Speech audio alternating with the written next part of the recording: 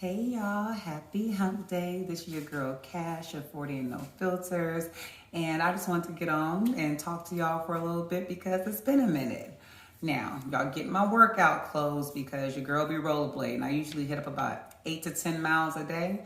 That's like in my zone, put my music on, hit the pavement, like I tune out and I just go. But we're not going to talk about that today. I just want to get on because, we've talked a little bit about my career. We've talked a little bit about my dating life. And, I'm still trying to redeem myself there. But I want to just touch base with y'all on like health and why it's important to advocate for yourself and how to advocate for yourself. So your girl is no stranger to health issues and the ups and downs and misdiagnosis. A lot of y'all may or may not know, but there's a lot of disparities within the women's health space, period. But then being a Black woman on top of that, there's like a major gap in the proper health care that we lack. And so we oftentimes need to like advocate for ourselves and speak up, and I don't think that a lot of us know how to do that or what that even looks like. And so I want to just talk to you about some of my experiences.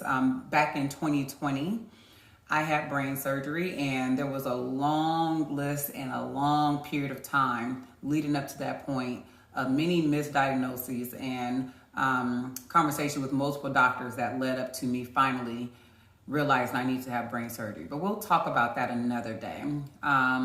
Today, I want to talk to y'all about my most recent diagnosis. I've slightly mentioned it in one of my other videos about how I just had an 11-pound tumor removed back in December. But I just want to dive in a little bit more into that. I'll probably create multiple videos because I don't want to put y'all to sleep.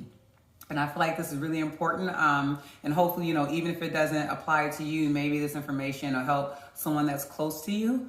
And today is International Women's Day. So what better day than today to, provide some updates on how us as women can advocate for ourselves in the health space. So y'all ready? Let's get into it.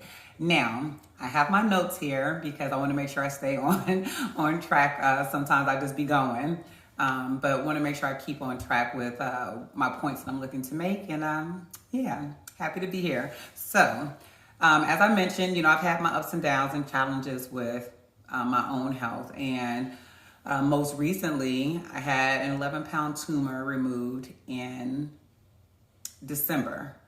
Now, y'all, Instagram saved my life, okay? And I know you're wondering, how did a social media platform save my life? Well, I'm about to tell you, okay? So I moved from the Bay Area, the San Francisco Bay Area, to Austin, Texas back in 2021. And if y'all have moved before, you already know moving is already challenging and a bit of a headache. Even though it's exciting, but it's also it has its moments. It's challenging. So add that on to moving to a whole different state. So moving to a whole different state where I don't really know a lot, I tried to do my due diligence and research and talk to, people in my local community. I've talked to some of my colleagues, but I also have to just, like I said, do my own research as well in regards to schools and, grocery stores, and as well as finding a primary healthcare provider and whatnot. So it took me a couple of months to find a primary care provider that I was happy with, that I felt aligned with what I was looking for. So once I confirmed that I wanted him to be my doctor, I also then selected an OBGYN doctor, and they both worked at the same hospital, which I felt was perfect because, then we could all be looped in with one another and, stay aligned on my healthcare and whatnot. So I scheduled an appointment with my primary care provider, and I met with him, and he was like, everything looks good. Nothing to see here. He ran some vitals. He, did some blood work and, told me that my results would appear in the app, but that everything looked good. So I shared with him that I had scheduled an appointment the following week with my OBGYN, and he was like, no, you don't need that appointment. You had an appointment already 2 years ago with your previous OBGYN and everything came back clear. So you don't need another appointment for another year. And I was like, yeah, but I'll probably keep it anyway because I want to just, build rapport early with her. and then, go from there. So he was like, well, I don't recommend it. Y'all went against his better judgment. I did my own thing anyway, okay? So this is where advocating for yourself is really important. So the following week, I ended up meeting with my OBGYN. And, she's going through my medical records and asking me a bunch of questions. And finally, she was like, okay, well, we're going to do a medical exam, like a physical exam. And so that's a pap smear, and pretty much is when they check the cervix to make sure there's like no cancerous cells and everything looks good. I have a blog, and there's like, if you want more like deep details of like what this timeline looked like and, what were the different conversations that took place and like see photos and things like that. I'm going to drop the link to my blog down below in the description. Hopefully when you get a chance, you can check it out. But anyway, she says, okay, so she's doing the exam. And then when she's done the physical exam, she was like, well, I noticed in your medical records that it said you had an IUD, Mirena IUD, which is birth control. She's like, are you not trying to get pregnant? I'm like, well, I'm single. That's not why I'm using it. It's mainly to minimize the flow during that time of the month. And she was like, oh, okay, that makes sense. And she was like, okay, well, I can't find the IUD. Are you sure it didn't fall out? And I'm like, girl, lady, doctor, I'm pretty sure that I would have noticed if it had fallen out. No, it hasn't. She was like, well, I can't find it, so I'm going to schedule an appointment to have an ultrasound to see if they can find it. Okay? So scheduled the appointment. I ended up going to that appointment. They tried to do the ultrasound, but it couldn't pick up the level of detail needed. So they scheduled a follow-up appointment with the MRI department. So I went in. I had the MRI scan of the pelvic area.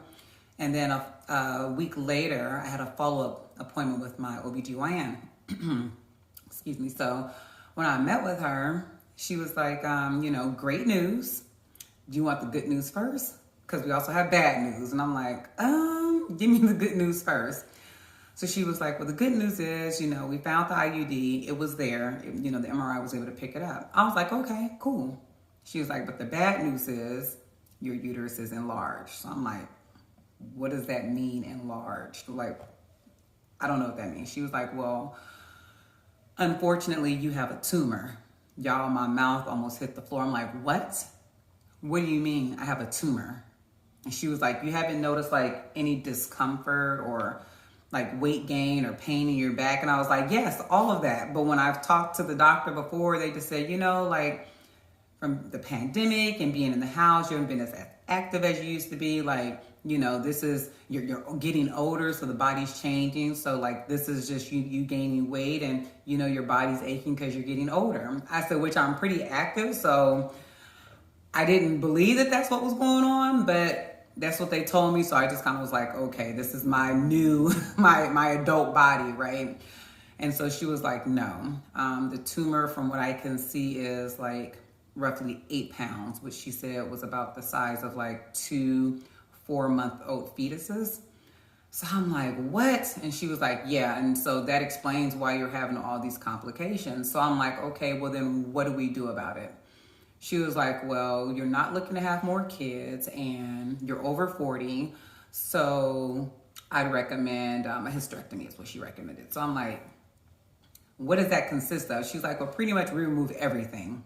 And what that does is your body will stop producing estrogen, which is what feeds these tumors and make them grow. And then ultimately you'll have early menopause and blah, blah, blah. Like she's saying all this stuff. So I'm like, that's a big decision. And although I'm not looking to have more kids, who knows what life has in store for me. And I would rather keep all my lady parts. So I'm going to need a minute to think about this. And then I'm going to get back to you in a couple of days. So she was like, okay. So y'all, I leave the doctor's office. And this is the one time I was happy Instagram was listening. So I'm driving, literally like 8 minutes later, I get on Instagram and I see on my Explore page this video, and across the video it said the type of tumor that I had. So I'm like, what?